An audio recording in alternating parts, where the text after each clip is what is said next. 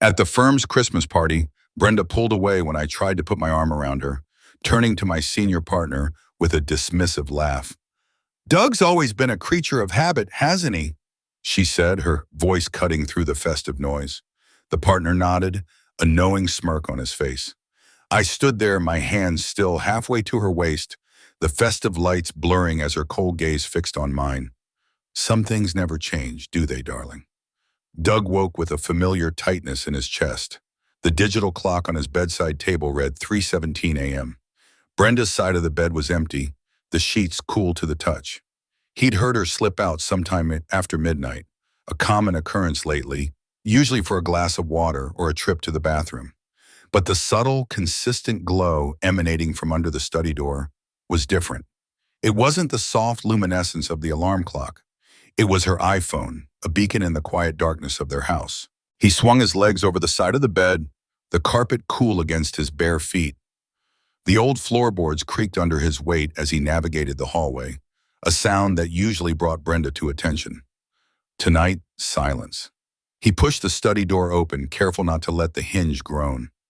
Her phone lay on the small antique desk, plugged into its charger, the screen active, displaying an email draft.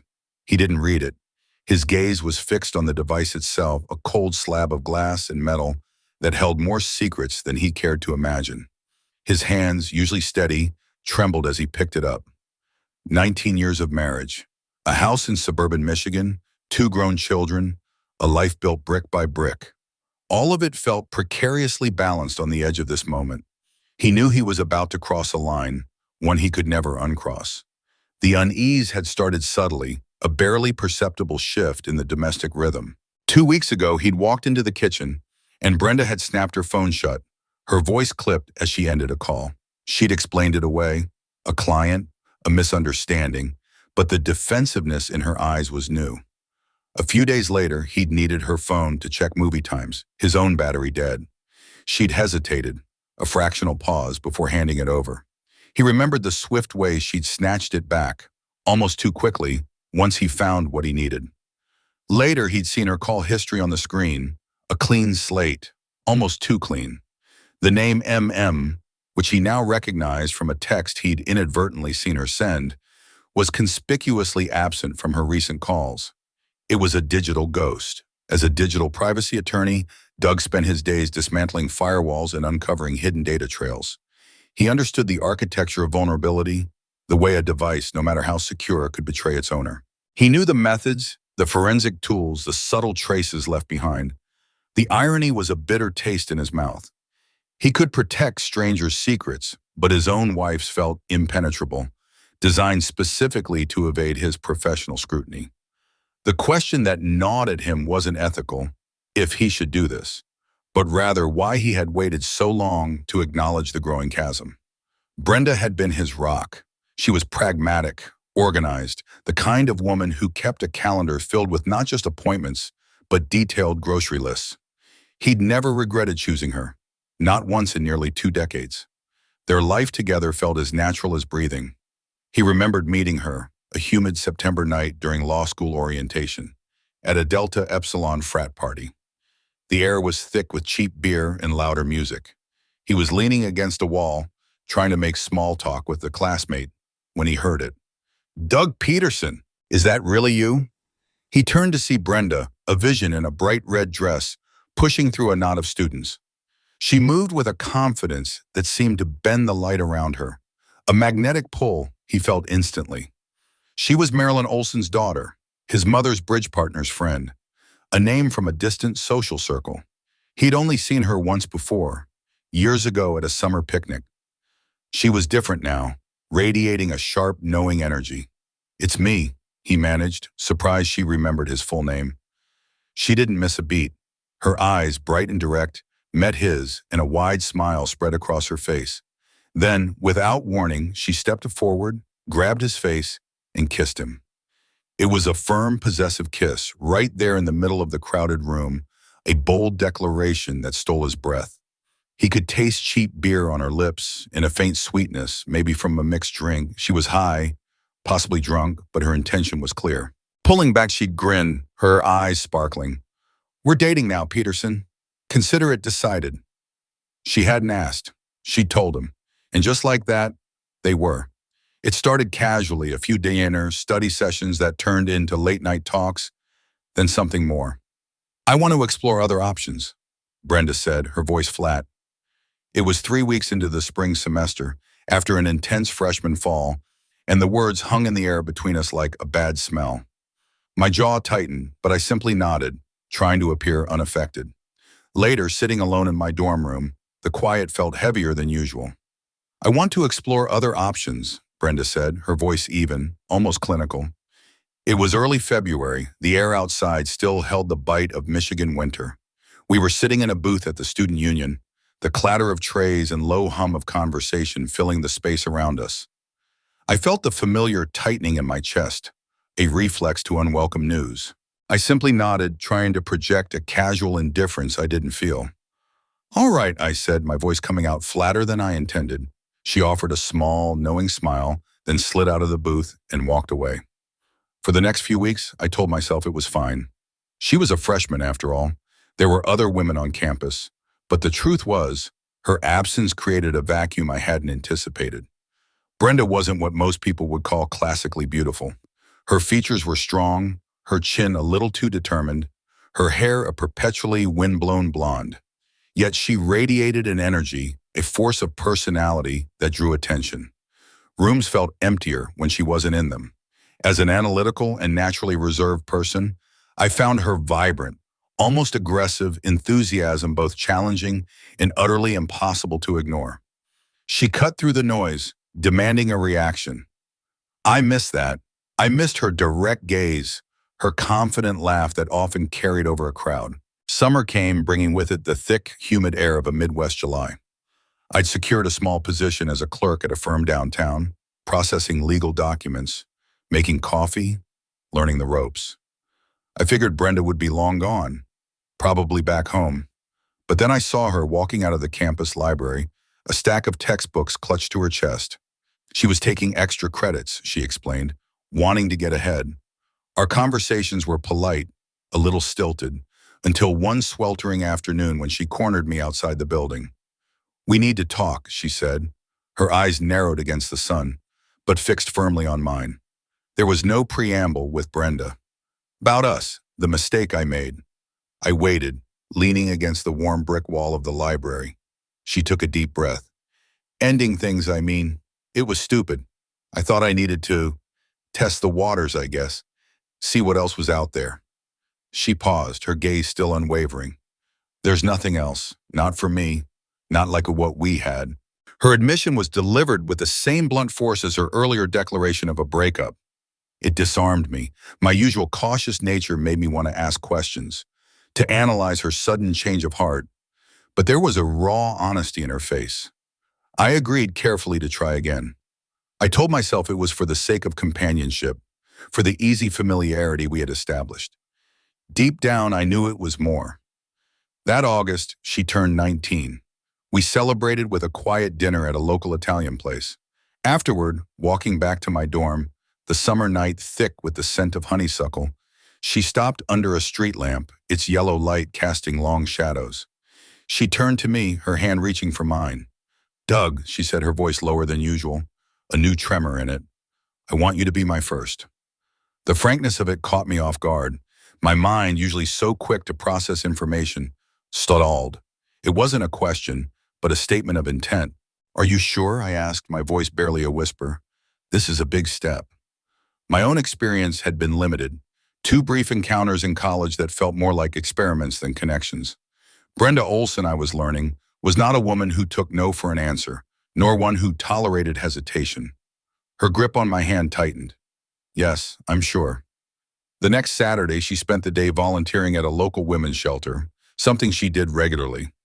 I was studying in my dorm room when there was a knock on the door. It was Brenda, a small overnight bag slung over her shoulder. She smiled, a confident, knowing curve of her lips, then walked straight over to me and kissed me. It was another one of her declarations. This one silent but just as potent as the first time, in front of everyone.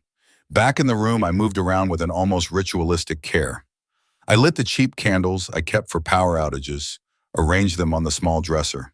I uncorked the bottle of even cheaper champagne I'd bought earlier that day.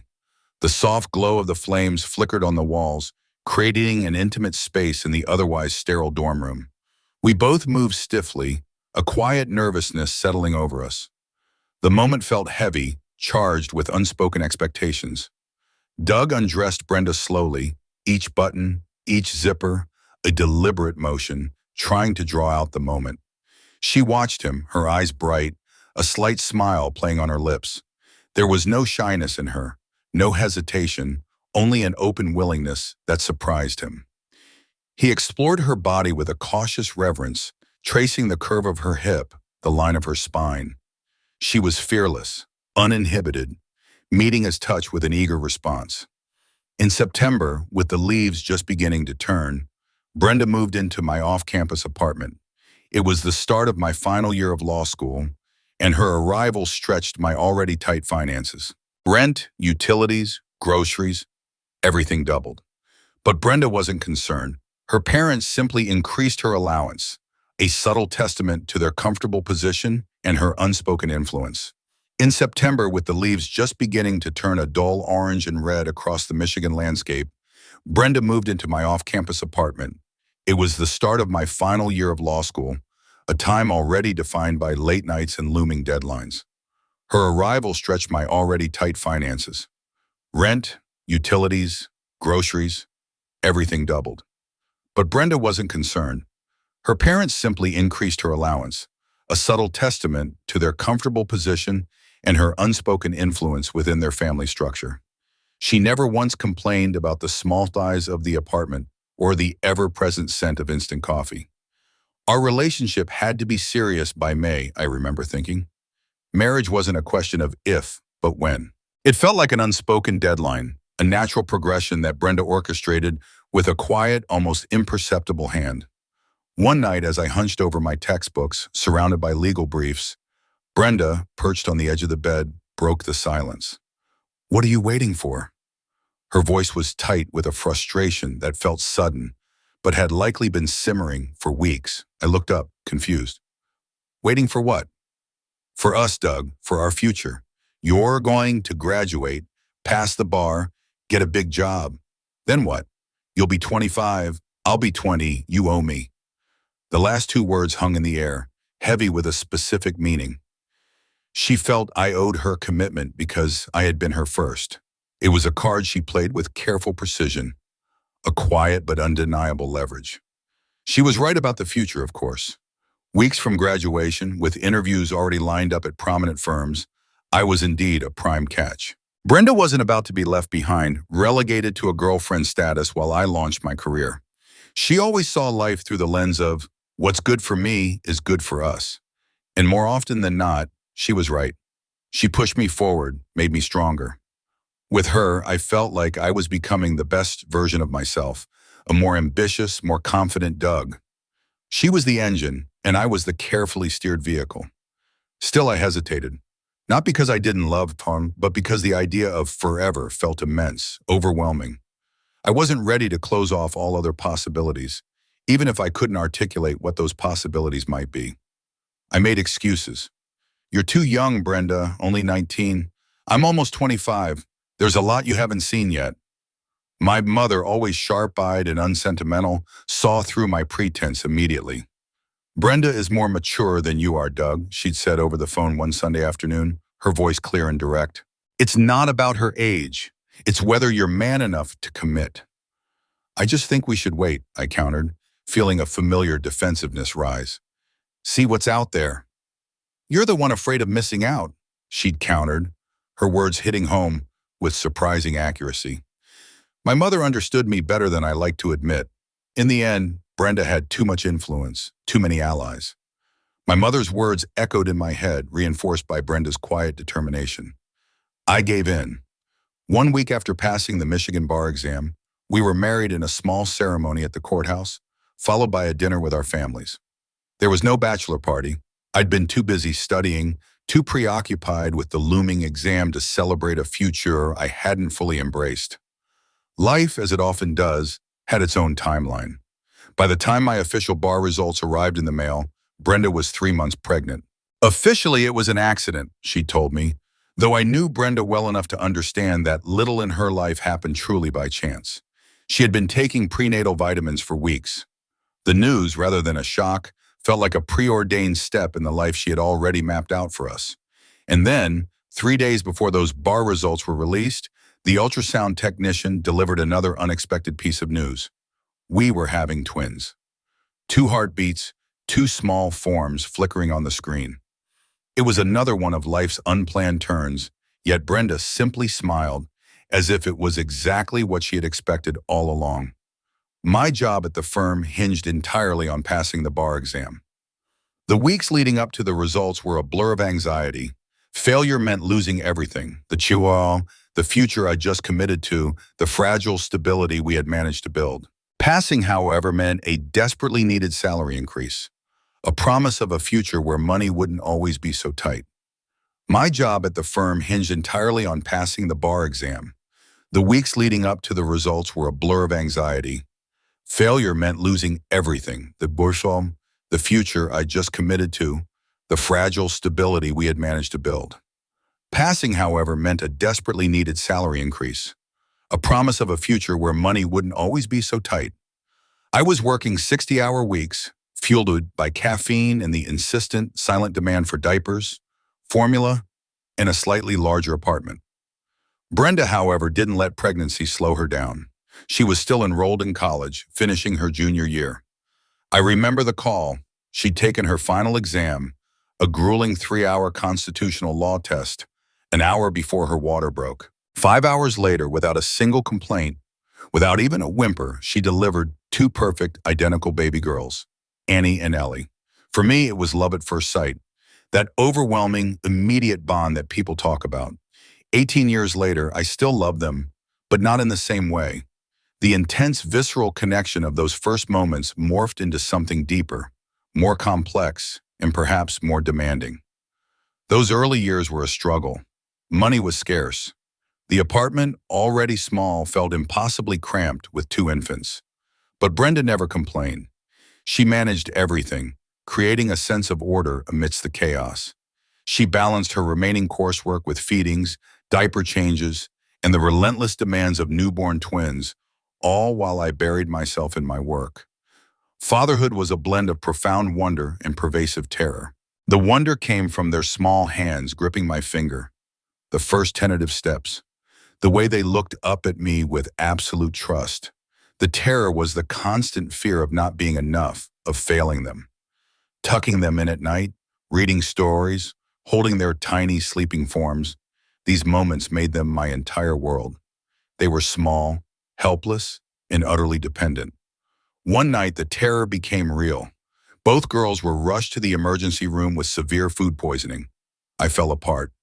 The sterile hospital lights, the hurried doctors, the sight of my 2 small daughters, pale and listless in their cribs, broke something inside me.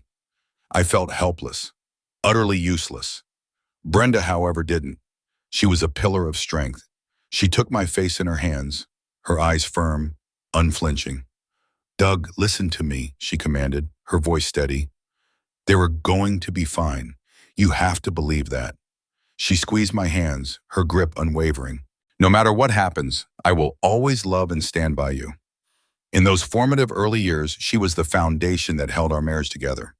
I couldn't have managed without her. Her strength was my anchor, her practicality, my compass.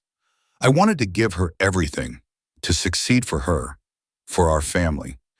Before marriage and children, ambition hadn't truly driven me.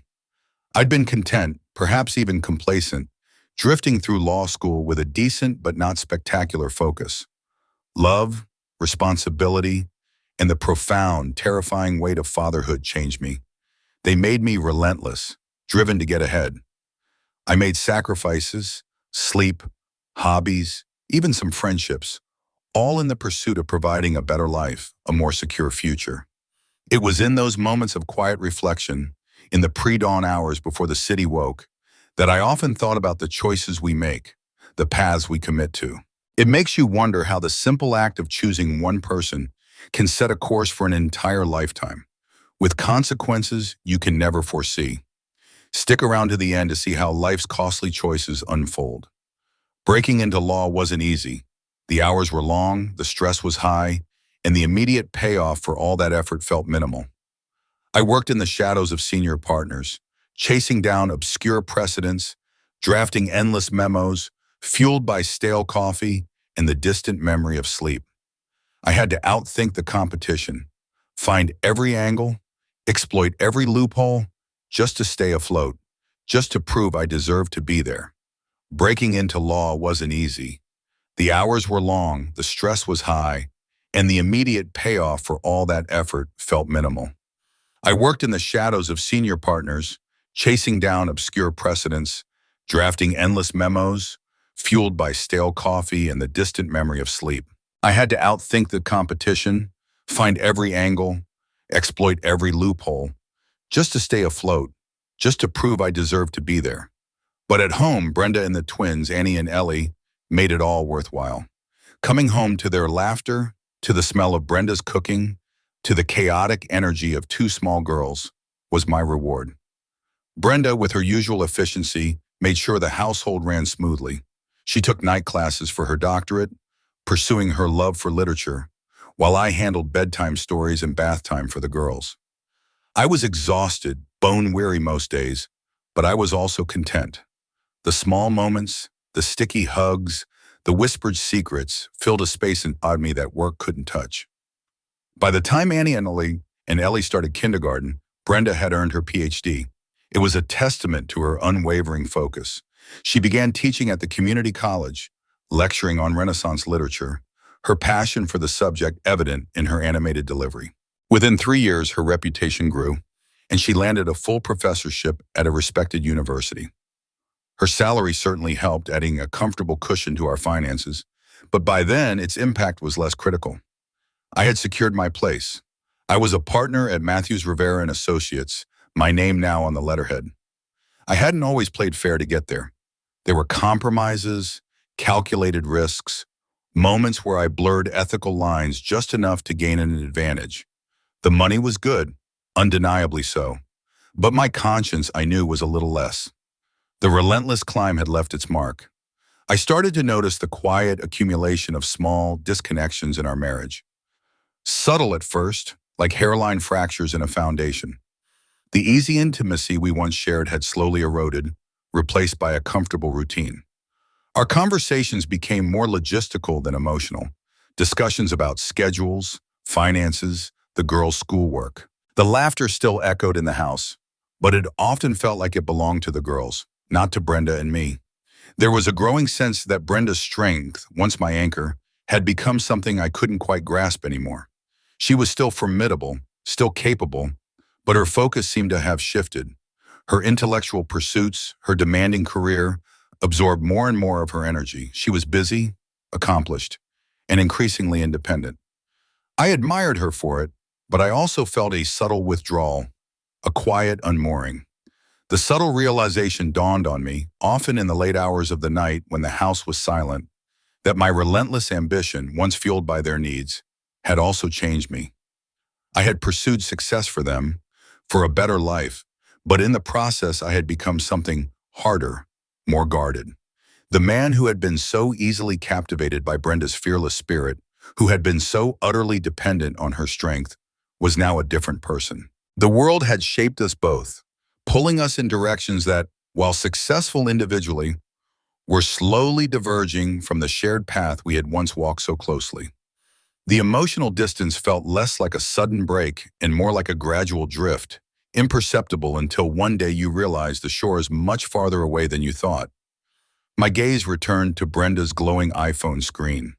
The digital clock on the dresser in the study still read 3:17 a.m., a frozen moment in time. The mission was solidified, the last vestiges of hesitation stripped away. This wasn't about suspicion anymore. It was about truth, cold and hard.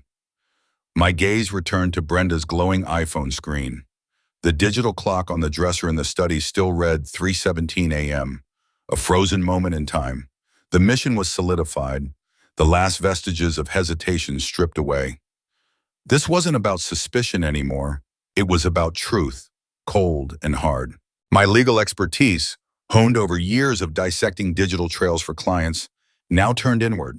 Bypassing the phone's security was distasteful, an intimate violation, but one I deemed necessary. I accessed the device, the familiar operating system, now a labyrinth of potential betrayals. I navigated through hidden folders, a few deleted message threads that left ghostly imprints, and encrypted apps Brenda had installed, following the faint digital crumbs that even she, with her careful nature, hadn't completely erased. And then I found it, a specific thread of messages under an unfamiliar name, Mark Peterson. My stomach clenched, a cold fist twisting deep inside me. The name, a variation of my own, felt like a perverse joke. The conversations laid bare everything: intimate details, coded plans for clandestine meetings, declarations of affection that weren't for me. They spoke of getting away, of a fresh start, words that tore through the fabric of our 19 years. Each message was a fresh wound, confirming my deepest, most sickening fears. The lawyer in me, detached and methodical, took over. I meticulously collected the evidence: screenshots, call logs, timestamps. My hands moved with a practiced efficiency, clicking, swiping, documenting, overriding the devastated husband screaming inside. The logical part of my brain cataloged the data, built the case, while the emotional part felt like it was dissolving into ash. The realization struck me then, sharp and brutal, that Brenda's assertiveness, once admired, had always harbored a manipulative undertone I had chosen not to see. Her determined spirit, her unwavering confidence, these traits that had first drawn me in, that had propelled us forward, now seemed to have a darker edge. They weren't just about shaping her own life, they were about shaping mine, controlling our narrative. The carefully constructed facade of 19 years of marriage. Our suburban house, our successful careers, our beautiful daughters. It all felt like a fragile shell, shattering into a million pieces around me. I questioned my own blindness, how much I had chosen to ignore, how much I simply hadn't wanted to see. Had I been so consumed by my own ambition, by the relentless climb, that I'd missed the rot beneath the surface? Brenda's digital life, once so pristine and impenetrable, now lay exposed before me, ugly and irrefutable. It wasn't the ambiguous hint of anymore. It was concrete, damning. I sat there in the quiet study, the first faint hints of dawn beginning to creep through the window, painting the edges of the blinds with a dull gray light. It illuminated my grim face, the tired lines around my eyes, the tremor in my hands. A profound, crushing sense of betrayal washed over me. A cold, hard truth replacing the agonizing suspicion that had haunted me for weeks. It wasn't just a fleeting affair.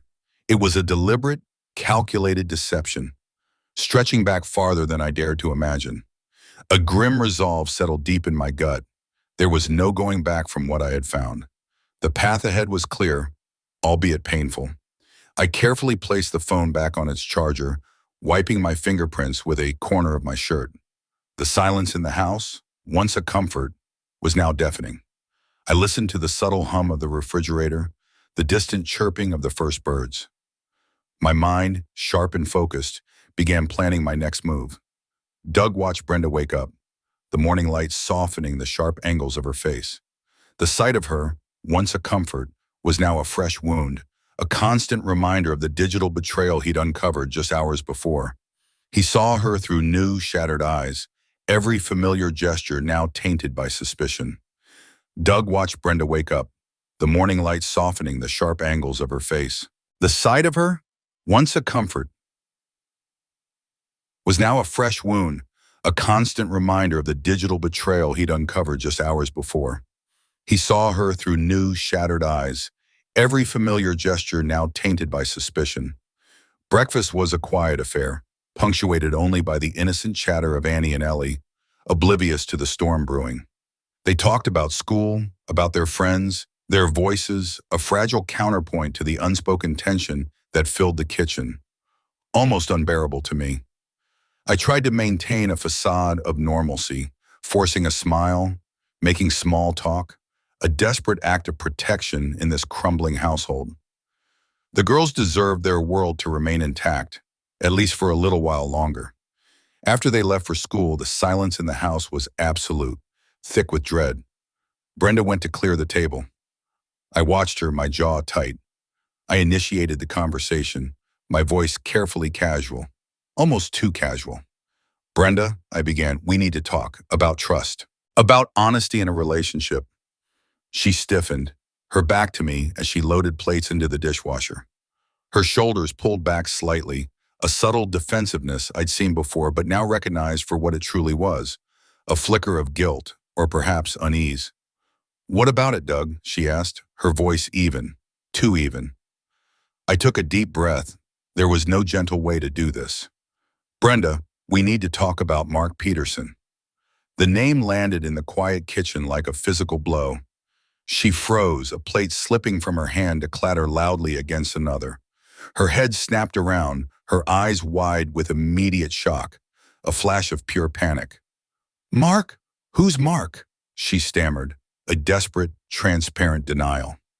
Then came the torrent, a rush of anger and tears, quickly following the shock. How dare you? What are you implying? This is ridiculous, Doug. You're imagining things. Her voice rose, laced with indignation, attempting to seize control of the narrative. She launched into a desperate cascade of deflection, blame, and attempts to minimize. It meant nothing, Doug. It was a mistake, a moment of weakness. You've been so busy, so distant. I let her speak, letting the accusations wash over me. My voice, when I finally spoke, was calm, deliberately so, cutting through her frantic excuses. It meant nothing? The messages, Brenda? The plans? The fresh start you talked about? That sounds like more than a mistake. That sounds like planning. My questions were precise, lawyerly, exposing the depth of the deception. I recited dates, specific phrases, details she couldn't deny. Cornered, the anger in her eyes slowly gave way to a defeated despair. Her shoulders slumped. The tears, which had been a weapon, now became genuine. Okay, she whispered, her voice broken.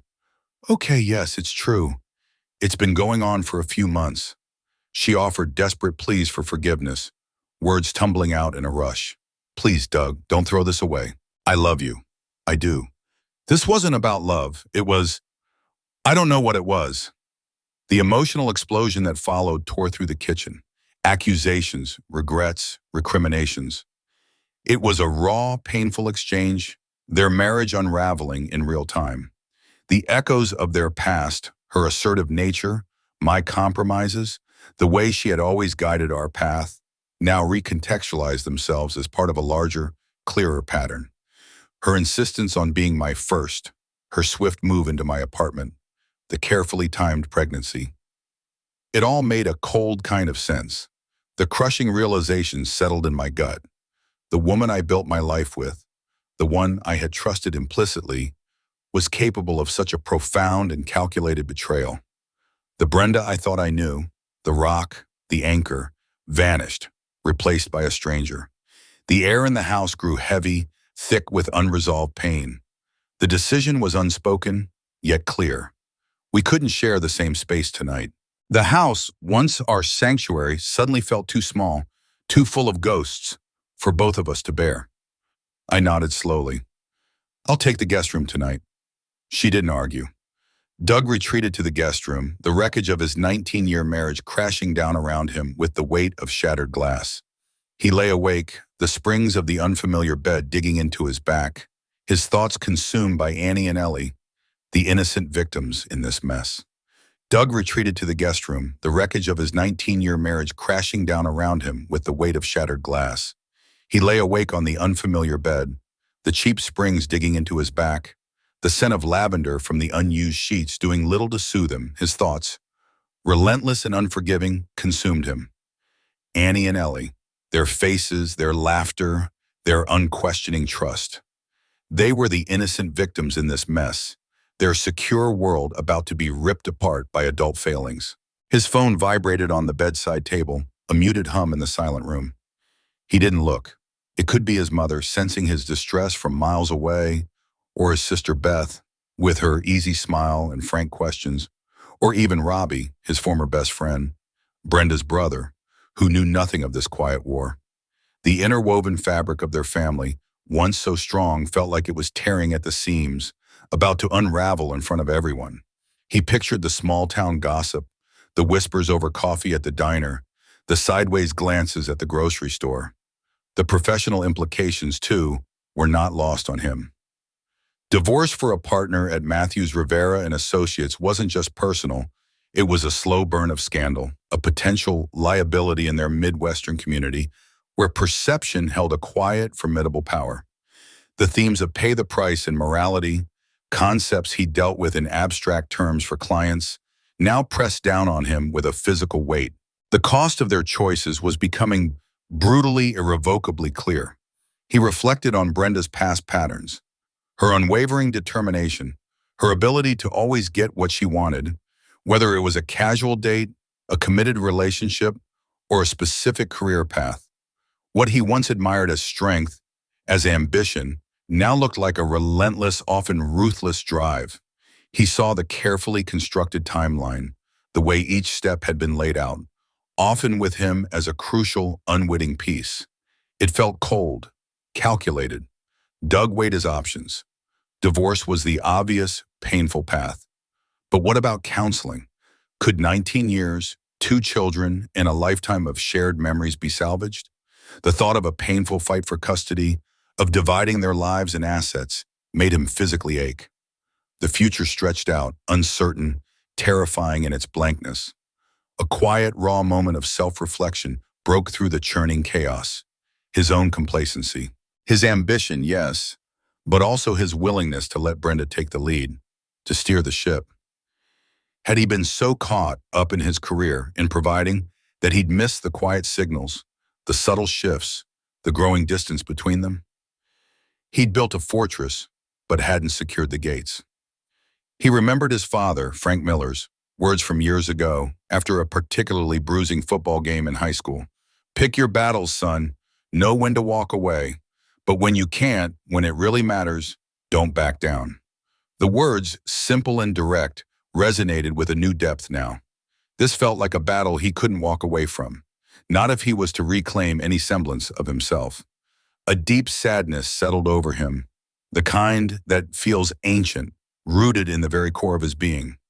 The love that once felt so effortless, so natural, now felt thoroughly poisoned by deception and betrayal.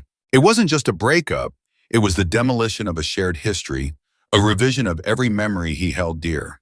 The first kiss, the wedding vows, the birth of their girls, all tainted by the knowledge of what had festered beneath the surface. He visualized the path ahead. It was uncertain, filled with pain, a long, winding road through unfamiliar territory. But it was unavoidable. He had to walk it.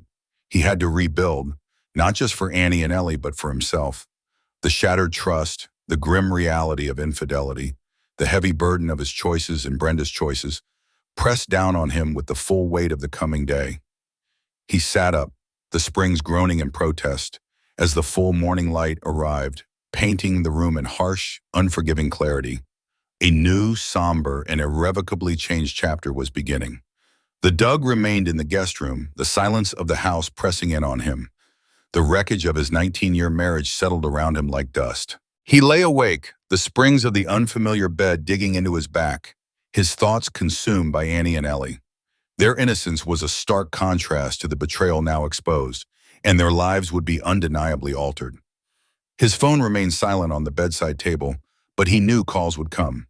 His mother Beth, Robbie, the entire interwoven fabric of their family would eventually learn, and it would tear. He considered the small-town gossip, the professional implications, the slow burn of scandal that would inevitably spread through their Midwestern community. The cost of their choices, Brenda's and his own, was now brutally clear. He reflected on Brenda's relentless ambition, her patterns of getting what she wanted, now seen through a bitter, new lens. He weighed his options: divorce, counseling, the painful fight for custody, the uncertain future. His father's words echoed, "Pick your battles, but when you can't, don't back down." This was that battle. The deep sadness of a love that once felt effortless now felt poisoned. Trust, shattered and beyond repair, left behind a grim reality. He was alone as the full morning arrived, a new somber and irrevocably changed chapter beginning.